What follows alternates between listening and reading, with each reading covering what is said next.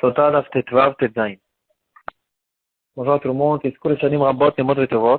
Après un arrêt de Pessah, où c'était un peu difficile d'être ponctuel, on va essayer de revenir dans les shiurim. On prend maintenant le Daf Tetvav à Moudbet dans la Mishnah. Et on voit une halakha intéressante qu'on peut essayer de la rechercher dans plusieurs endroits. Et en fait, ce qu'on voit aujourd'hui, c'est de tourner à droite. L'importance de tourner à droite, de commencer par la droite dans les mitzvot.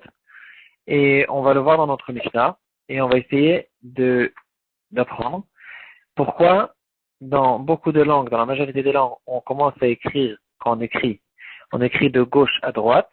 Et dans le Lashon HaKodesh, on écrit tout le temps de droite à gauche. Est-ce que ça a une importance? Bien sûr que ça a une importance. Est-ce que ça a un rapport avec nous ou pas?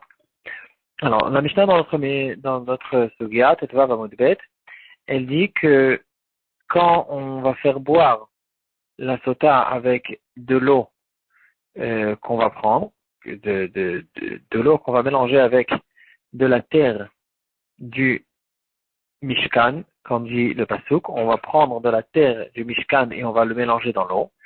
Dans le Beth Amikdash, on prenait aussi de la terre. On sait tous que le Beth Amikdash, il était carrelé. Il y avait des pierres qui recouvraient tout le Beth Amikdash. Il y avait une pierre qui justement se levait dans le cas où le Kohen avait besoin de prendre de la terre. Où se trouvait cette pierre? Elle se trouvait dans le Echal, parce que c'est écrit dans le Mishkan. Alors, on devait prendre de la terre qui se trouvait dans le Echal lui-même, pas dans la Hazara. Et là, le Kohen, il monte les quelques escaliers qui se trouvent entre le Kior, entre le Mizbeach et le Echal. Il rentre dans le Echal et il tourne à droite pour là-bas lever la pierre et prendre de la terre qui se trouve à cet endroit-là. Et la Gemara explique pourquoi le Kohen tourne à droite et pourquoi il tourne qu'à droite. On lui dit de tourner à droite et pas à un autre endroit.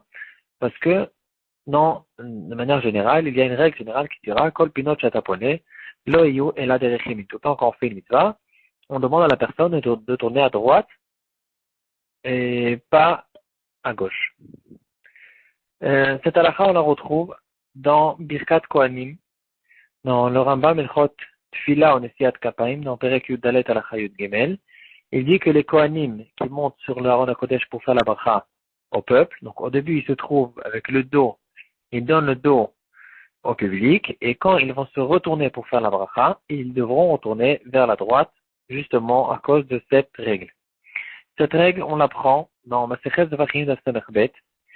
On l'apprend du Navi, dans les vrais Yamim, que quand le Navi, il nous donne la liste des poteaux qui tenaient le mikvé spécial que Shlomo a fait dans le Beth Amikdash.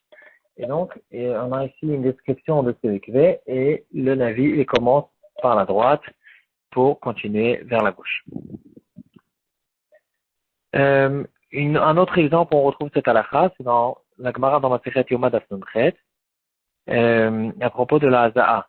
Quand on va asperger le sang des korbanot sur le Mizbeach, on va le faire avec la main droite, etc. C'est quelque chose qu'on retrouve dans plusieurs endroits.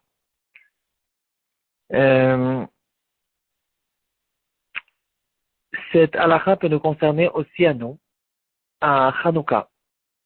Il y a une recherche dans les poskim.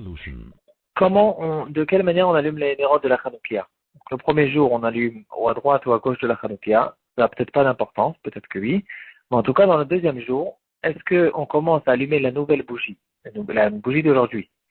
On commence à l'allumer à droite et ensuite on tourne vers la gauche, ou bien le contraire, on commence à l'allumer à gauche pour tourner vers la droite. Cette chose-là est une marloquette. Dans le Shulchan Aruch, dans Siman Tav Resh Ayin Vav, il dit qu'on commence tout le temps à allumer la nouvelle bougie à gauche et on avance vers la droite à cause de cette halakha. Donc justement, d'après le Shulchan Aruch, on commence à gauche pour faire cette halakha qui dira que quand on fait des mitzvot, alors on va tout le temps aller de gauche vers la droite pour pouvoir tourner, avancer vers la droite. Le Levouche et le Taz ne sont pas d'accord. Ils disent que non.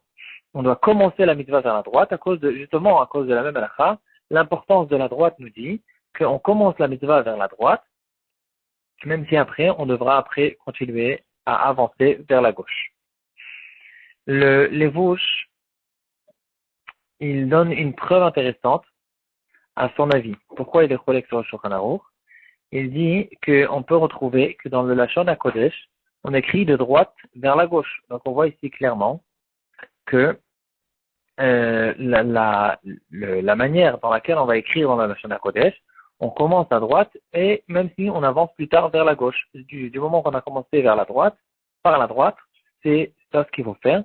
Et c'est en fait le début de la mitzvah qui compte, on fait le début de la mitzvah à droite. En fait, ce qui est différent dans le Ner Hanouka de notre Suga, par exemple, c'est que dans notre Suga, il y a une seule chose, il y a une seule action. Il monte dans le Echal et il doit tourner ou à droite ou à gauche. Là, on lui dit, tu tournes à droite. Dans le Ner Hanouka, en fait, il y a les deux, on peut regarder cette chose-là de deux manières. On peut regarder quelle est comment est-ce que tu avances dans ton action. Est-ce que ton action, tu l'as fait de droite à gauche ou de gauche à droite? Ou bien comment tu commences ton action? Est-ce que tu commences l'action par la droite ou tu commences l'action par la gauche? Tout le monde est d'accord que la droite c'est plus important, mais on ne sait pas si on allume la première bougie à droite ou bien non. On allume exprès la première bougie à gauche pour pouvoir avancer vers la droite. Et la preuve que nous donne le Levouche, c'est que tu vois bien que quand tu écris en Lashon HaKodesh, tu commences par la droite, même si après tu avances vers la gauche. Le Elia Rabbah, un des poskim, il repousse la preuve du Levouche et il dit qu'au contraire de l'écriture du Lashon HaKodesh, on peut aussi prouver comme le Shulchan Aruch, pas que comme le Levouche, parce que on peut remarquer que dans toutes les lettres du Lashon HaKodesh, alors c'est vrai que quand on écrit une phrase entière, on commence, si on regarde toute la phrase, alors on commence à droite et on avance vers la gauche.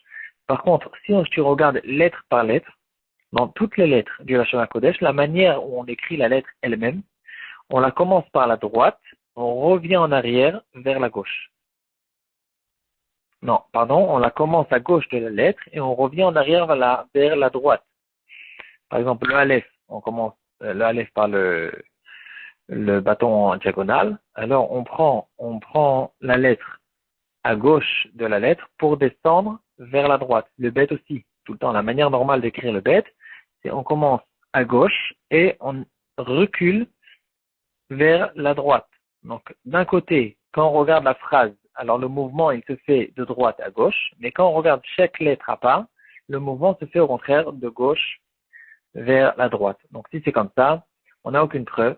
On ne peut pas ramener une preuve si on peut ramener une preuve contraire du même endroit. Donc, il y a une preuve comme le Shulchan Aruch, il y a une preuve comme le Levouche, et donc, la question, elle reste. Le Khatam Sofer, il développe aussi ce sujet, et il dit à propos de Nerot Hanouka, comme le Shulchan Aruch, de commencer par la gauche pour continuer vers la droite, et il essaye de nous faire un peu d'ordre dans cette histoire du Lashon HaKodesh. Comment ça se fait au fait, on trouve au fait dans le Lashon HaKodesh deux choses contradictoires. D'un côté, quand on écrit la phrase, on commence de droite à gauche, et d'un autre côté, quand on écrit les lettres, on commence de gauche à droite. Pourquoi cette chose-là? Alors, le Khatam Sofer, il essaie de nous expliquer. Il dit qu'au fait, il n'y a pas, si on parle lettre pour lettre, alors chaque lettre, elle a son importance. Mais si on parle de phrase, il n'y a pas d'importance dans chaque phrase, dans chaque pasouk. Si on parle de manière globale, alors on regarde toute la Torah comme une seule chose. Or, quand on finit d'écrire tout le Sefer Torah, c'est là qu'on a fait la mitzvah d'écrire le Sefer Torah.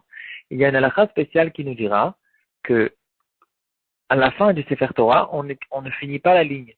La ligne se finit quand on écrit les Kol Israël à la fin du Sefer Torah. On fait attention de le finir au milieu de la ligne et pas à la fin de la ligne. Et nous dit le Khatam Sofer que cette chose-là, c'est justement à cause de cette chose-là, de cette halakha, qui nous dit qu'on fait attention de rester vers la droite pour l'importance de la droite. On laisse vide la partie gauche, au fait, de la ligne. On la laisse vide et on écrit les Nekol Israël à droite de la ligne. Donc, au fait, tout ce qui est important, toute l'importance, en fait, c'est la droite. Donc, en fait, on reprend. quand on écrit chaque lettre, puisque chaque lettre elle a son importance, on va de gauche à droite, comme dit le Shulchan Aruch à propos de la Chanukah.